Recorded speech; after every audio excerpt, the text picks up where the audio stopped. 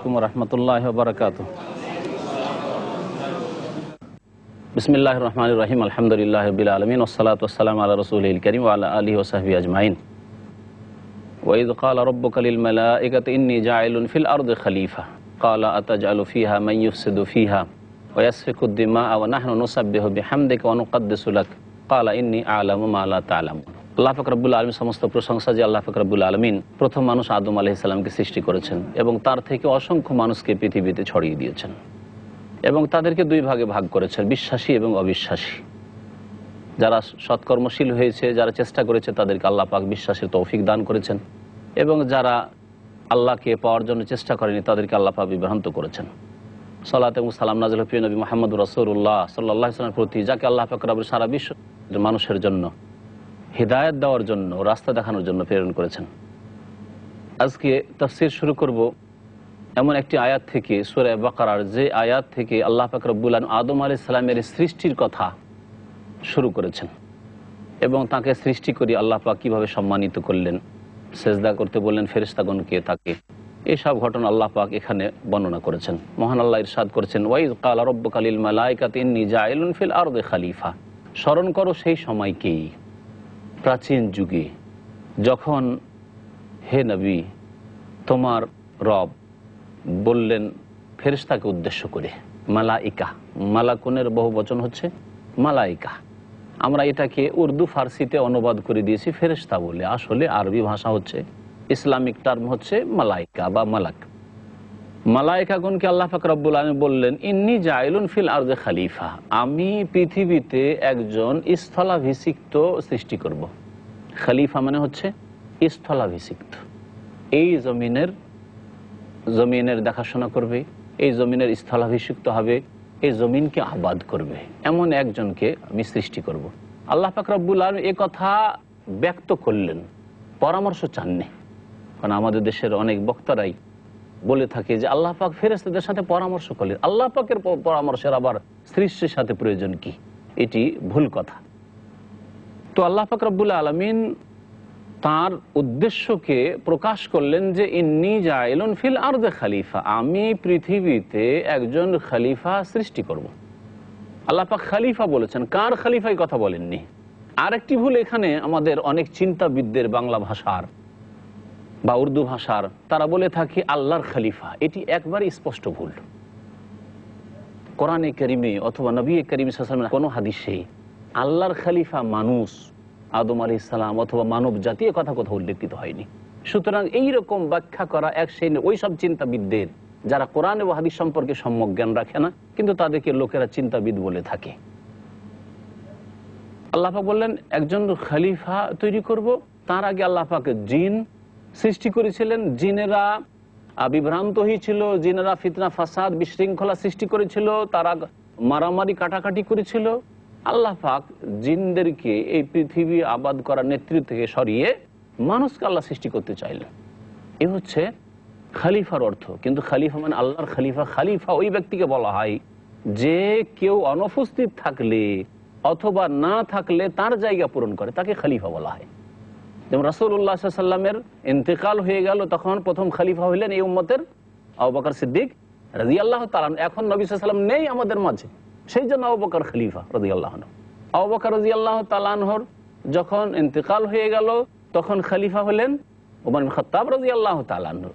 তাহলে আগের যার খলিফা হয়েছেন তিনি মওজুদ নন, তিনি অনুপস্থিত, সেই জন্য খলিফার প্রয়োজন।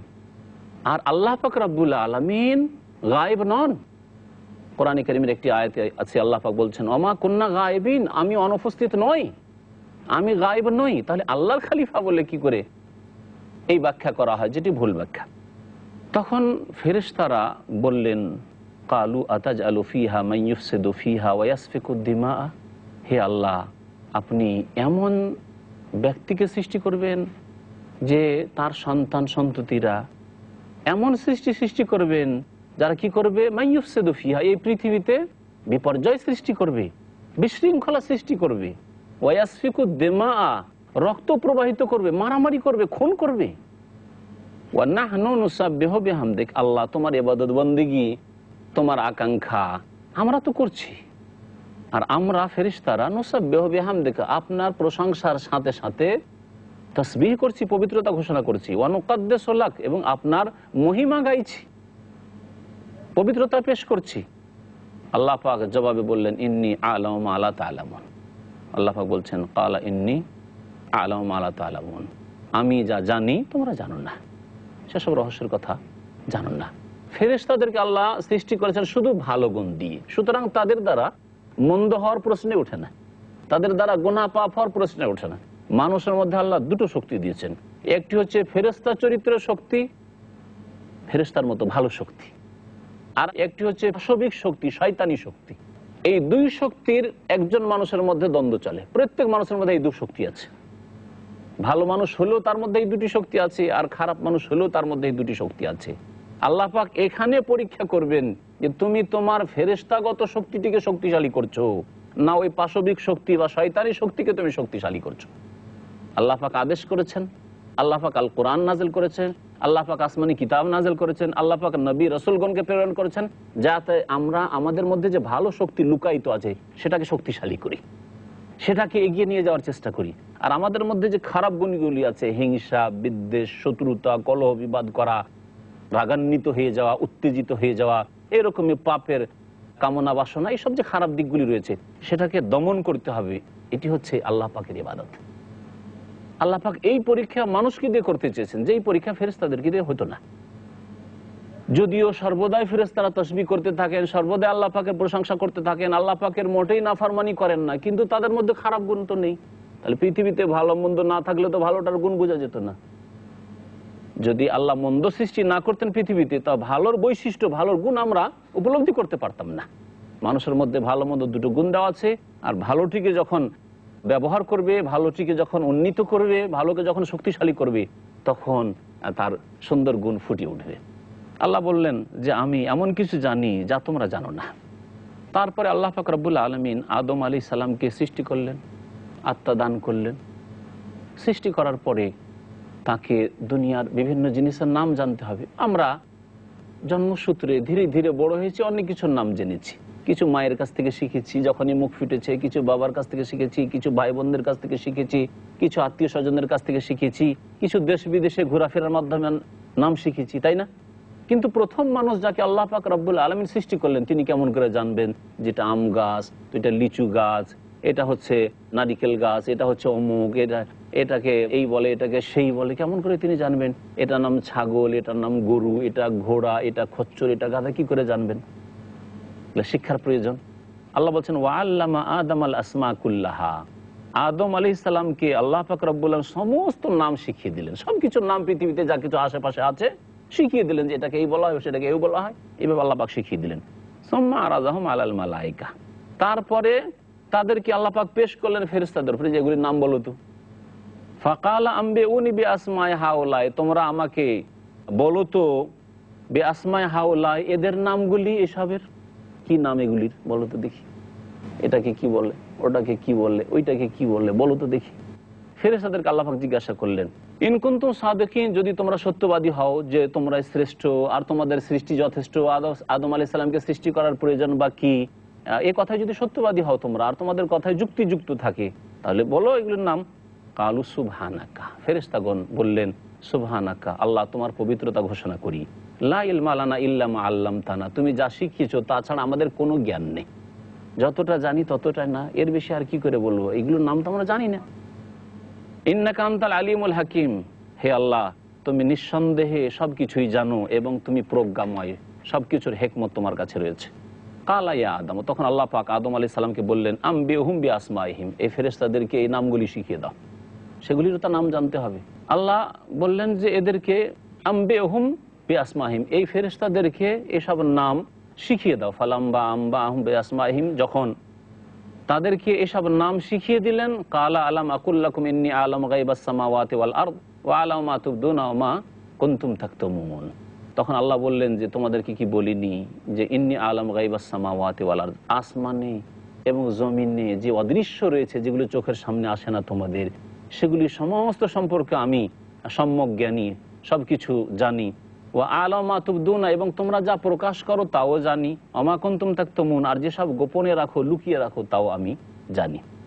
তারপর আল্লাহ পাক রব্বুল আলামিন বলছেন যে আদম আলাইহিস সালামকে সৃষ্টি করে আমি ফেরেশতাদেরকে সেজদার আদেশ করলাম। ওয়াইয কুলনা লিল মালাইকাতি ইসজুদু লি আদম, স্মরণ করো সেই সময়কালকে যখন আমি ফেরেশতাগণকে বললাম উসজুদু লি আদম, আদমকে তোমরা সেজদা করো। আদমকে আল্লাহ সেজদা করতে বললেন। আদম মানুষ না? মানুষকে সেজদা করা জায়েজ? মানুষকে সেজদা করা শিরক। কখন শিরক হবে? যদি আল্লাহ শিরক বলেন, আর যদি আল্লাহ সেজদা করতে বলেন তাহলে সেটা ইবাদত হবে না? হ্যাঁ। তো আদম আলাইহিস সালামকে সেজদা করার জন্য আদেশ করলেন ফেরেশতাদেরকে, যখন আল্লাহ পাকের আদেশ তখন হইল, তখন সেটি ছিল ইবাদত। আর আমাদেরকে আদম আলাইহিস সালামের পরে মানব জাতিকে আল্লাহ পাক বলেছেন যে লা তাসজুদু লিশ-শামসি ওয়ালা লিল কামার, সূর্যকে সেজদা করিও না, চন্দ্রকে সেজদা করিও না, ওয়াসজুদু লিল্লাহিল্লাযী খালাকাহুন, সেই সত্তাকে, সেই জাতকে সেজদা করো যিনি এসবকে সৃষ্টি করেছেন, অর্থাৎ একমাত্র আল্লাহকে সৃষ্টি করো। সুতরাং আমাদের জন্য জায়েজ নয়। আদম আলাইহিস সালামের জামানার দিনে অনেক কিছু জায়েজ ছিল যা আজকে জায়েজ নয়।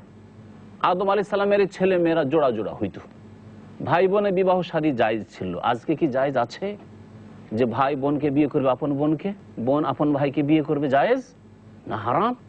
তার চাইতে বড় হারাম হচ্ছে শিরক হারাম। সবচেয়ে বড় হারাম হচ্ছে শিরক, আল্লাহ পাক হারাম করেছেন। তাহলে তখন আল্লাহ পাকের আদেশ ছিল, সেজন্য সেটি ছিল ইবাদত ফেরেশতাদের। ইবলিসকে যে আদেশ করা হয়েছিল তাকে ইবাদতের আদেশ করা হয়েছিল। কিন্তু এখন যদি কেউ করে সেটা সবচেয়ে বড় অপরাধ হবে। ইন্না শিরকা লা যুলমুন আযীম, নিশ্চয় শিরক হচ্ছে সবচেয়ে বড় জুলুম, এর চাইতে বড় জুলম আর কিছু হয় না। ইবলিস সেজদা করলো না, আবার সে কি করলো? অস্বীকার করলো, আমি সেজদা করব না। ওয়াস্তাকবারা, এবং অহংকার করলো। মানুষকে অহংকার ধ্বংস করে, অহংকার হলেই অস্বীকার করে। যে ব্যক্তি আল্লাহকে অস্বীকার করেছে তার অন্তর অহংকার আছে যে আমার আল্লাহর আবার প্রয়োজন কি, আল্লাহর প্রতি বিশ্বাসের আবার প্রয়োজন কি, আমি তো দেখি না প্রয়োজন, আমি খাচ্ছি দাচ্ছি ভালোই চলছি। এই ইবলিসকে ধ্বংস করেছে এই অহংকারে। এই জন্য অহংকার করা বড় কাবিরা গুনাহ। অহংকার করে সে অস্বীকার করলো এবং সে যুক্তি পেশ করেছিল, শয়তানি যুক্তি পেশ করেছিল, আনা খায়রুম মিনহু খালাকতানি মিন নার ওয়া খালাকতাহু মিন তিন, আমি আদম চাইতে শ্রেষ্ঠ, আমাকে আগুন দিয়ে সৃষ্টি করেছো আল্লাহ, আর তাকে মাটি দিয়ে সৃষ্টি করেছো। মাটি নিচের দিকে যায় আর আগুন জ্বলে উপর দিকে যায়, আমি ওকে কি করে সেজদা করতে পারি, আমি তার চাইতে শ্রেষ্ঠ। তাহলে যুক্তি দেখেন, উপর দিকে গেলে আগুন জ্বলে শ্রেষ্ঠ হয়, এই যুক্তি অযুক্তি ছিল। আর মাটি নিচের দিকে আসলে সেটার মান মর্যাদা কম হয়ে যায়, সুতরাং তাকে সেজদা করা যাবে না।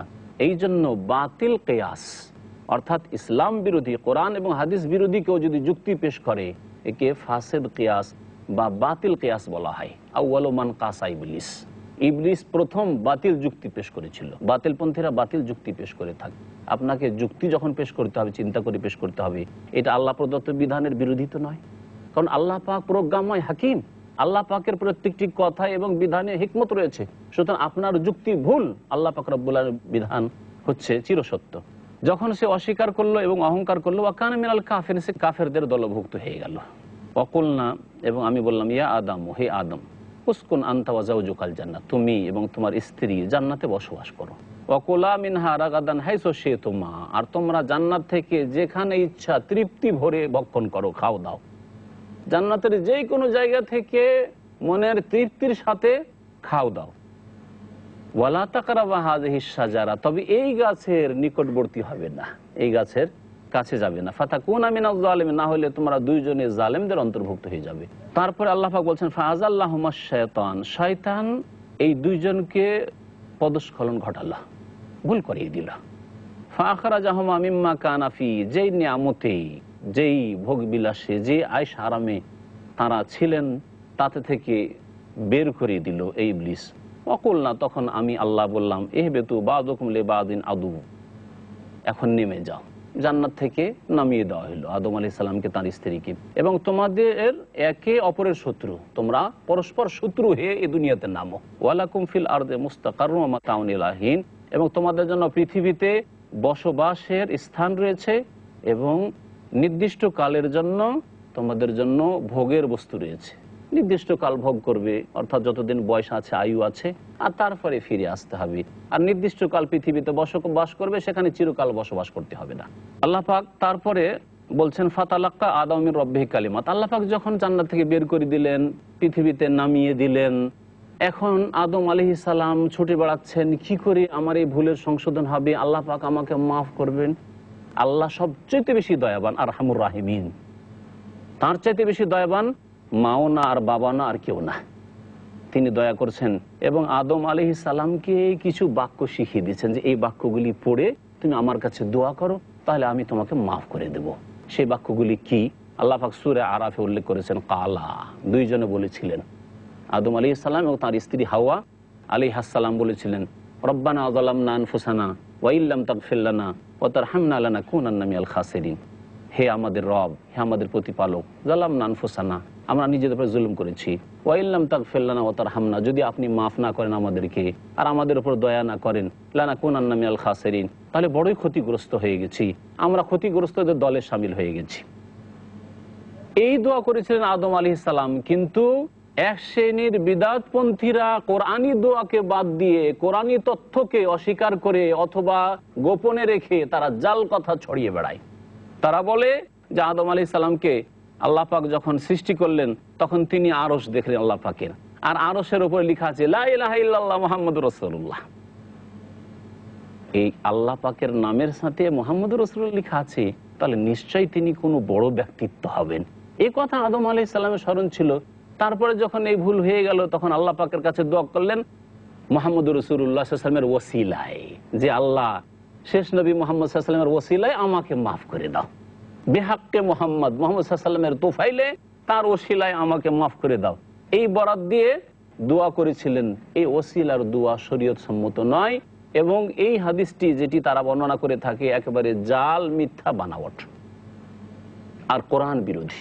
কোরআনে আল্লাহ পাক আদম আলাইহিস সালামের দোয়ার কথা উল্লেখ করে দিয়েছেন, যা আপনাদের সামনে আমি পেশ করলাম। আল্লাহ পাক রব্বুনা বলছেন ফাতালাক্কা আদম মির রব্বিহি কালিমাত। আদম আলাইহিস সালাম তার রবের পক্ষ থেকে কিছু বাক্য শিখলেন, ফাতাবা আলাইহি, এবং আল্লাহ পাক তার তওবা কবুল করলেন। ইন্নাহু হুয়াত তাওয়াবুর রহিম, নিশ্চয়ই তিনি আল্লাহ তওবা গ্রহণকারী এবং অতি দয়াবান। কুল্লা হাবিতু মিনহা জামিয়ান, আল্লাহ পাক বললেন যে তোমরা সকলেই পৃথিবীতে নেমে যাও, দুনিয়াতে নেমে যাও। ফাইম্মা ইয়াতিয়ান্নাকুম মিন্নি হুদান, যদি তোমাদের কাছে আমার পক্ষ থেকে দিক নির্দেশনা আসে, হিদায়াতের কথা আসে, যখন সঠিক পথ দেখানো তোমাদেরকে হবে তখন তোমাদেরকে সঠিক পথ ধরতে হবে। ফামান তাবিয়া হুদায়া, সুতরাং সেই সময় যে আমার দিক নির্দেশনাকে ফলো করবে, যেই ব্যক্তি আমার হেদায়েতকে অনুসরণ করবে, ফালা খাউফুন আলাইহিম, তাদের কোনো ভয় নেই, ওয়ালা হুম ইয়াহজানুন, আর তারা দুঃখিত হবে না, চিন্তাশীল হবে না, কোনো চিন্তা করতে হবে না, আবার ফিরে আসবে জান্নাতে। আল্লাহ বললেন আমি শরীয়ত নাজিল করব, আমি জীবন বিধান নাজিল করব, তার যদি অনুসরণ করো আমার এটি হচ্ছে হেদায়েত, তাহলে কি হবে? ফালা খাউফুন, কোনো ভয় করবে না আর কোনো চিন্তা করবে না, আবার জান্নাতে ফিরে আসবে। আল্লাহ পাক সহজ রাস্তা বলে দিয়েছেন। ওয়াল্লাযিনা কাফারু, পক্ষান্তরে যারা অস্বীকার করবে, মানবে না যারা, ওয়াকাজ্জাবু, এবং মিথ্যা প্রতিপন্ন করবে, বে আয়াতেনা, আমার আয়াতগুলিকে, অর্থাৎ আমার শরীয়তের বিধানাবলীকে এবং সৃষ্টিগত যেসব নিদর্শন আল্লাহ রেখেছেন, উলাইকা আসহাবুন নার, এরা হচ্ছে জাহান্নামের অধিবাসী, হুম ফিহা খালিদুন, সেখানে চিরকাল বসবাস করবে।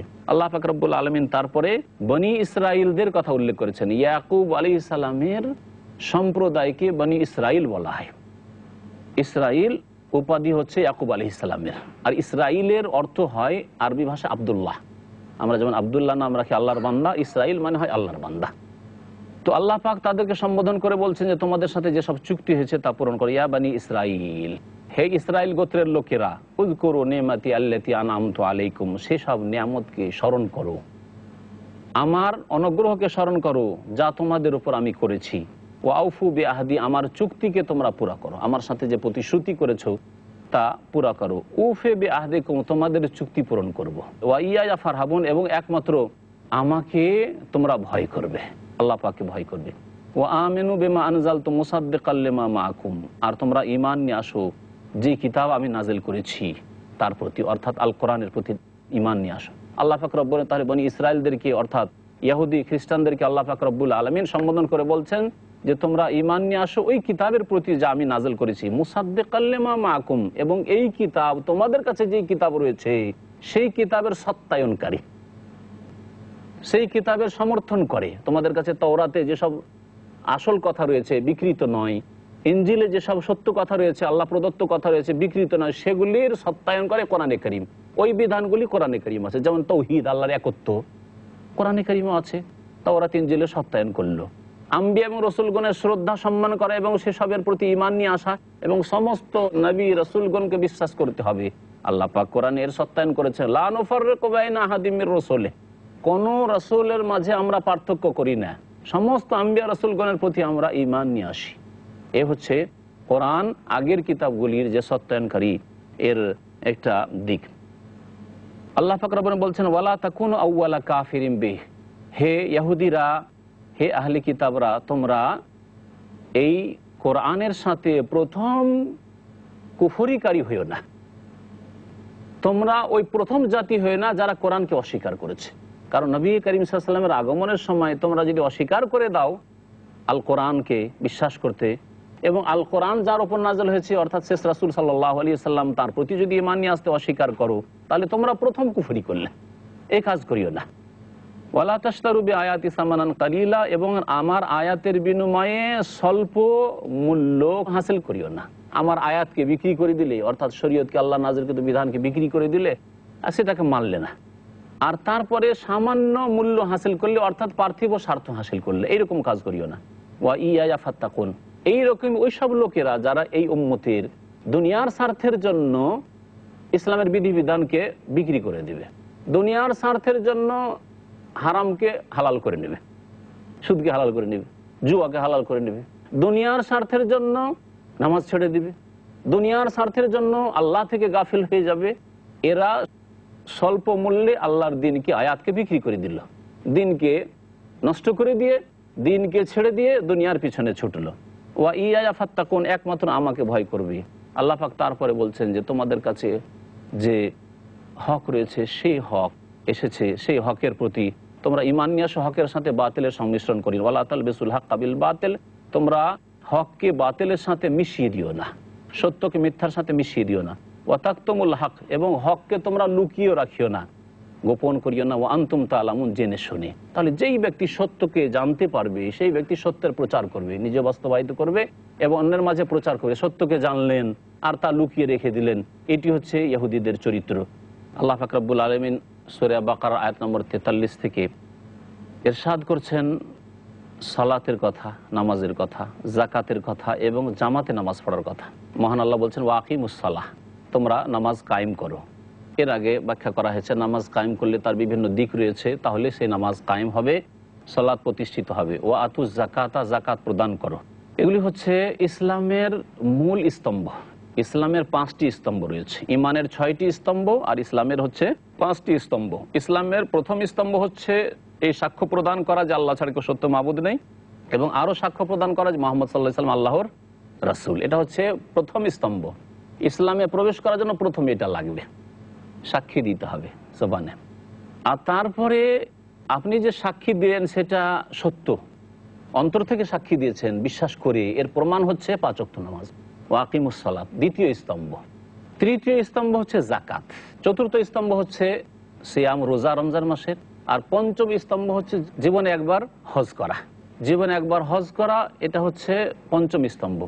আর প্রতি বছরে আল্লাহ 1 মাস রোজা ফরজ করেছেন।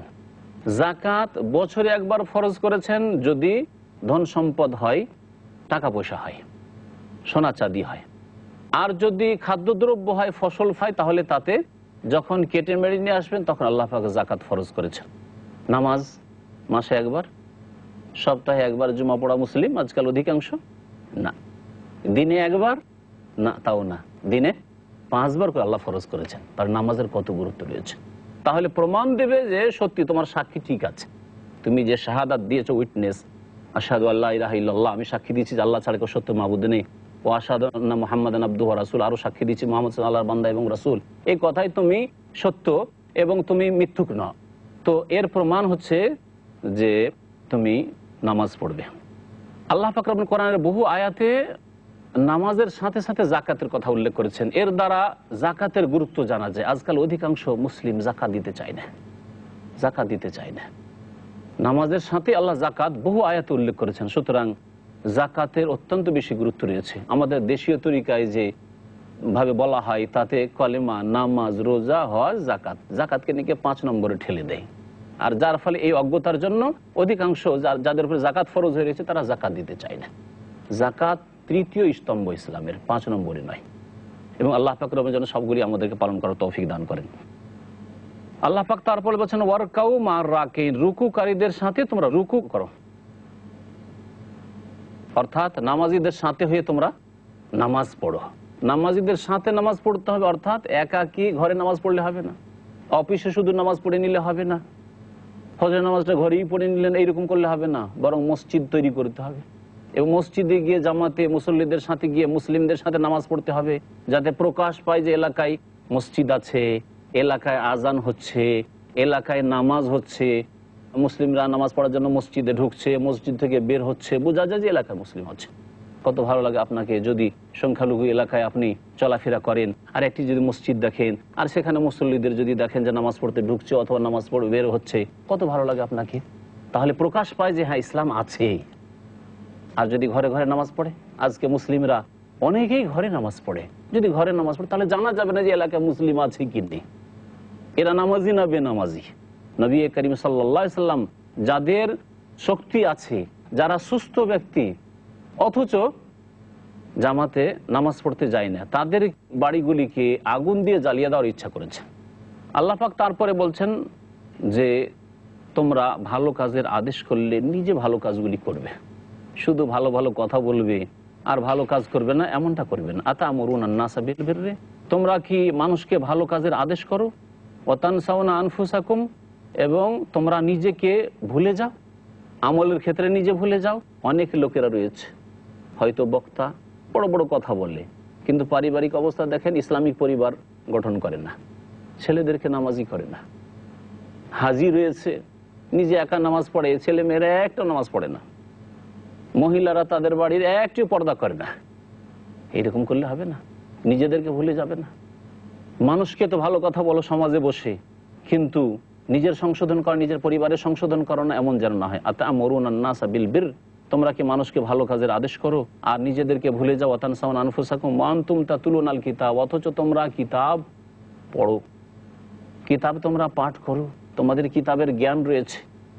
আমাদের ক্ষেত্রে বলছি, এছাড়াও ইহুদিদের ক্ষেত্রে আল্লাহ পাক বলেছেন, কারণ বনী ইসরাঈলদের আলোচনা চলছে যে তাদের এই স্বভাব ছিল, ভালো ভালো কথা বলে কিন্তু কাজের দিকে তারা কাজ করে না। আল্লাহ বলছেন তোমরা তো কিতাব পড়ো, তোমাদের তো কিতাবের জ্ঞান রয়েছে, আফালা তাকিলুন, তোমরা কি বোঝার চেষ্টা করো না। আল্লাহ পাক রব্বুল তারপরে মানুষকে তার কাছে সাহায্য চাইতে বলেছেন এবং সাহায্য চাওয়ার তরিকাও শিখেছেন। ওয়াস্তাইনু বিস-সাবরি ওয়াস-সালাহ ওয়া ইন্নাহা লাকাবীরাতুন ইল্লা আলাল খাশিঈন, তোমরা সাহায্য কামনা করো ধৈর্যের সাথে। তাহলে সাহায্য যখন আল্লাহ পাকের কাছে চাইবেন, দোয়া করবেন ধৈর্য ধরে। ধৈর্য ধরা মানে আপনি তাড়াহুড়া করবেন না। ধৈর্য ধরা মানে আপনি একবার দুবার দোয়া করলেন, দেখলেন কিছু তো ফল পাওয়া যায় না, ছেড়ে দিলেন দোয়া, এমনটা করবেন না। নগদ নগদ চাইবেন এমন না, হতে পারে আল্লাহ পাক বিলম্ব করছেন, আল্লাহ পাক আপনাকে পরীক্ষা করেছেন যে আপনি কতটা আপনি দিনের উপর অটল থাকছেন। সুতরাং আপনি আপনার কাজকে চালিয়ে যান, আপনার দোয়াকে চালিয়ে যান, আপনি আল্লাহর কাছে সাহায্য কামনা করতেই থাকেন। এ হচ্ছে ধৈর্য ধারণ করা। ওয়াসসালাত, এবং নামাজের সাথে নামাজ পড়ে আল্লাহ পাকের ইবাদত বন্দেগী করে আল্লাহর কাছে দোয়া করেন। তার মানে এই না যে নামাজের পরে সালাম ফিরে মোনাজাত ধরেন, সম্মিলিত মোনাজাত, এটা অর্থ নাই। নামাজের মাধ্যমে আল্লাহর নৈকট্য লাভ করেন আর নৈকট্য লাভ করে আল্লাহ পাকের কাছে দোয়া করেন। নামাজের মধ্যেই দোয়া, সালাত দোয়া। নামাজের মধ্যে সবচেয়ে ভালো ক্ষেত্র হচ্ছে দোয়ার, নবী করিম সাল্লাল্লাহু আলাইহি ওয়াসাল্লাম বলেছেন সেজদার মধ্যে দোয়া। নামাজের মধ্যে আর একটি দোয়ার ক্ষেত্র হচ্ছে সালাম ফিরার আগে আত্তাহিয়াত এবং সালাতে ইব্রাহিমী দরুদ পড়ার পরে এই ক্ষেত্রটি হচ্ছে দোয়ার ক্ষেত্র। নবী করিম সাল্লাল্লাহু আলাইহি ওয়াসাল্লামের এই দুটি বিষয়ের ক্ষেত্রে বিশেষ হাদিস রয়েছে। নবী করিম সাল্লাল্লাহু আলাইহি ওয়াসাল্লাম বলছেন আকরাবু মা ইয়াকুনুল আবদু মির রাব্বিহি ওয়া হুয়া সাজিদ, বান্দা সবচাইতে নিকটবর্তী হয়ে যায় তার প্রতিপালকের যখন সেজদায় থাকে। তাহলে সেজদায় আপনি আল্লাহ পাকের সবচেয়ে নিকটে হয়েছেন, তখন চাইবেন না আপনি, না দূর থেকে চাইবেন? সবচেয়ে নিকটে যখন তখন চাইবেন। ফাজতাহিদু ফিদ দুআ, সুতরাং মেহনত করো, পরিশ্রম করো দোয়ায়। ফাকামিনুন আইয়ুস্তাজাবা লাকুম, আশা করা যায় যে তোমাদের দুআ সেজদায় কবুল হবে।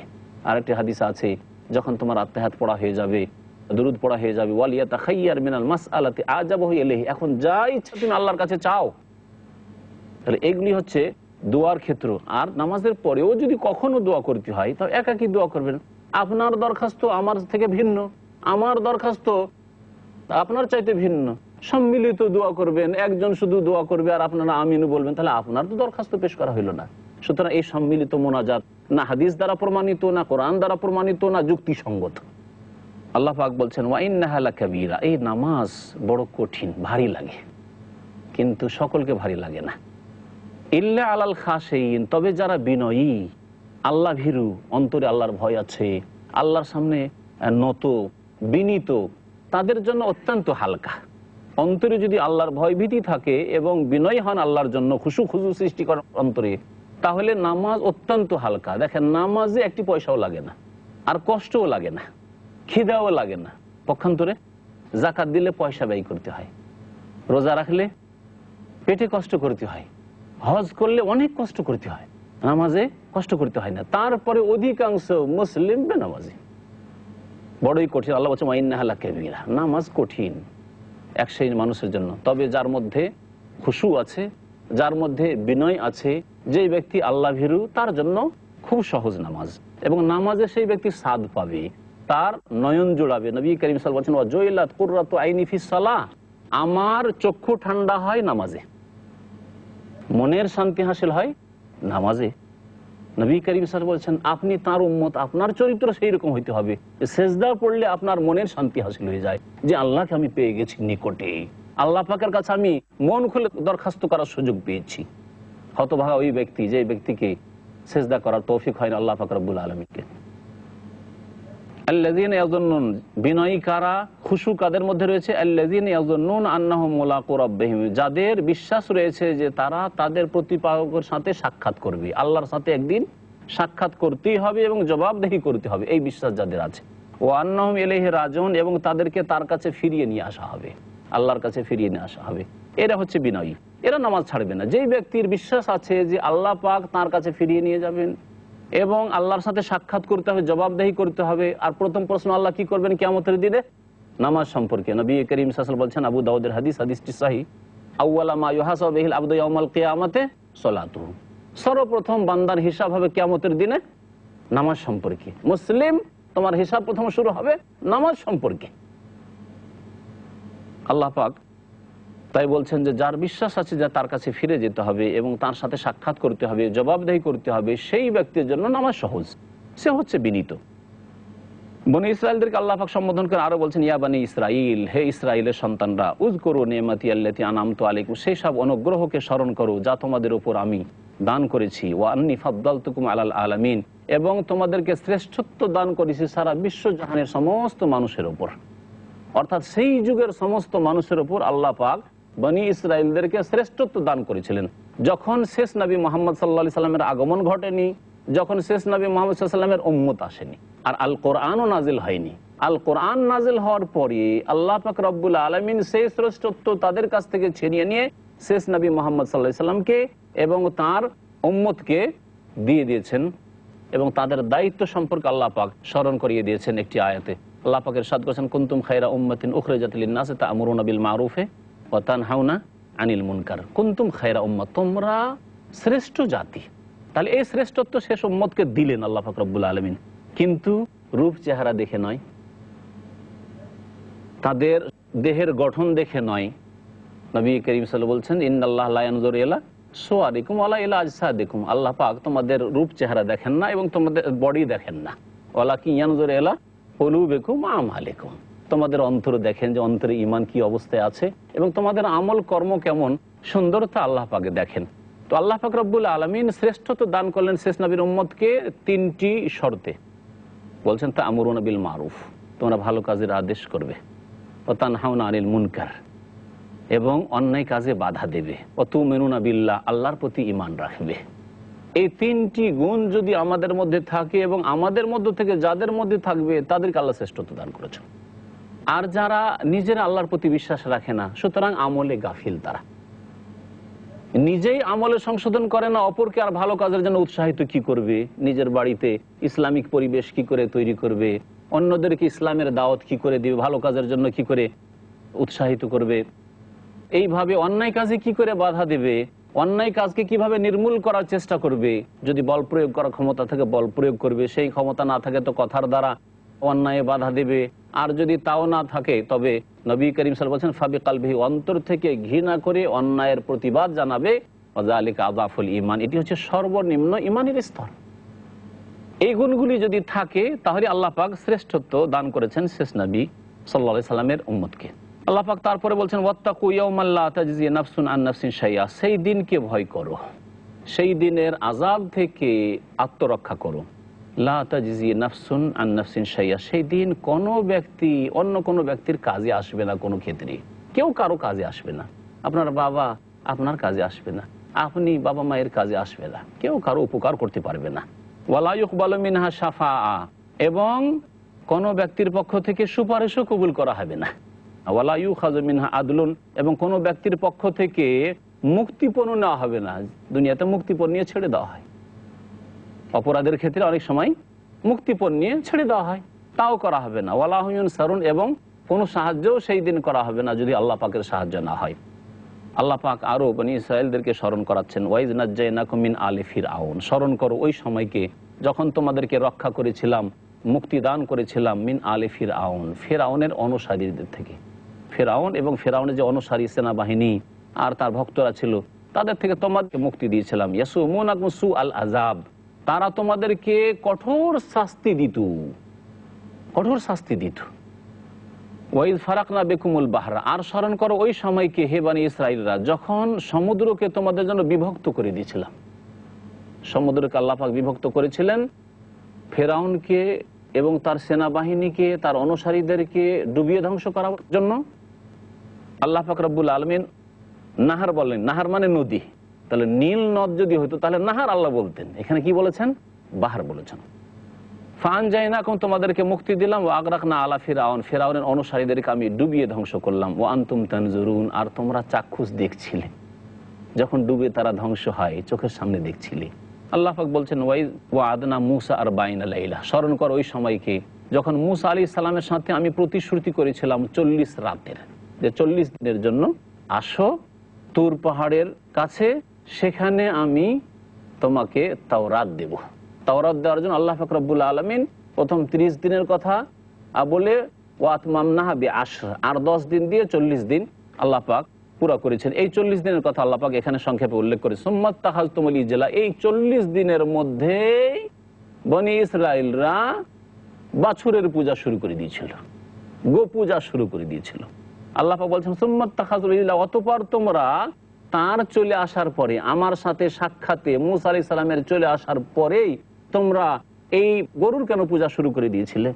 ওয়া আনতুম জালিমুন, তোমরা তখন জালেম হয়ে পড়েছিলে। সুম্মা আফাউনা আনকুম মিন বাদি যালিক, অতঃপর আমি এরপরে তোমাদেরকে মাফও করেছিলাম। এমন নয় যে তোমাদেরকে মাফ করিনি, তোমাদেরকে মাফও করেছিলাম। লাআল্লাকুম তাশকুরুন, যাতে তোমরা শুকরিয়া আদায় করতে পারো, যে আল্লাহ পাকের শুকরিয়া, যে আমরা ভুল করেছিলাম আল্লাহ পাক আমাদেরকে মাফ করেছেন। আবার ওয়াইযা আতাইনা মুসাল কিতাব আল ফুরকান লাআল্লাকুম তাহতাদুন, আর স্মরণ করো ওই সময়কে যখন আমি মুসা আলাইহিস সালামকে আল কিতাব দিয়েছিলাম, তাওরাত কিতাব দিয়েছিলাম, আল ফুরকান এবং সত্য মিথ্যার মাঝে পার্থক্যকারী মানদণ্ড দিয়েছিল আল ফুরকান। এই তাওরাতকেই আল ফুরকান বলা হয়েছে, অথবা সত্য বাতিলের মাঝে পার্থক্যকারী জ্ঞান তাকে দেওয়া হয়েছিল, সেটাকে উদ্দেশ্য করা হয়েছে। লাআল্লাকুম তাহতাদুন, যাতে করে তোমরা হেদায়েত পেতে পারো। ওয়াইদ কালা মুসা লিকাওমিহি ইয়া কওমি ইন্নাকুম যালামতুম আনফুসাকুম বিত্তিখাযিকুমুল ইজলা ফাতুবু ইলা বারিইকুম ফাকতুলু আনফুসাকুম যালিকুম খায়রুল লাকুম ইনদা বারিইকুম ফাতাবা আলাইকুম ইন্নাহু হুয়াত তাওয়াবুর রহিম। আল্লাহ পাক রব্বুল আলামিন এবারে মুসা আলাইহিস সালামের জাতি, মুসা আলাইহিস সালামের ওই তুর পাহাড়ে তাওরাত নিতে যাওয়ার পরে যে গরুর পূজা শুরু করে দিয়েছিল, তাদের তওবা যে কবুল করলেন কিভাবে সে কথা উল্লেখ করেছেন। তওবার জন্য আল্লাহ পাক তাদেরকে বললেন তোমাদের তওবা কবুল হবে, কিন্তু তোমরা একে অপরকে হত্যা করবে। এই হত্যার তরিকা কি ছিল সেই সম্পর্কে তাফসীর কারগণ দুটি কথা বলেছেন। একটা তরিকা, একদল বলেছেন যে যারা গরু পূজার বিরোধিতা করেছিল, যে আমরা এই কাজ করব না, এটা শিরক, আল্লাহ পাকের ইবাদত বন্দেগী করব, এই গরুর পূজা কেন করব, এই বাছুর পূজা কেন করব?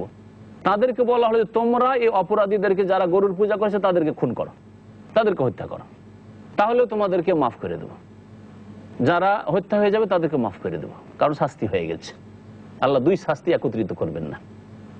একদল মুফাসসিরিন এই কথা বলেছেন, আর একদল বলছেন যে না, তাদেরকে বলা হলো, অন্ধকার করে দেওয়া হলো এবং তাদেরকে বলা হলো, তাফসীরের কিতাবাতে রয়েছে যে তোমরা একে অপরকে খুন করো।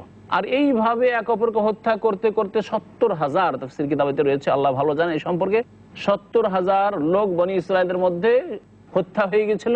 তারপর আল্লাহ বললেন যে এখন ক্ষান্ত হও, তোমাদের তওবা কবুল হয়েছে। যারা বাঁচলো বাঁচলো, আর যারা চলে গেছে চলে গেছে। এইভাবে আল্লাহ পাক তাদের তওবা কবুল করেছিলেন। তাহলে বনি ইসরায়েলদের তওবার জন্য আল্লাহ কত কঠোর শর্ত আরোপ করেছেন, যে তওবা কবুল হবে কিন্তু হত্যা করতে হবে। পক্ষান্তরে আমাদের জন্য তওবার সহজ পদ্ধতি আল্লাহ রেখেছেন। তওবা মানে ফিরে আসা, ইউ টার্ন করে ফিরে আসেন।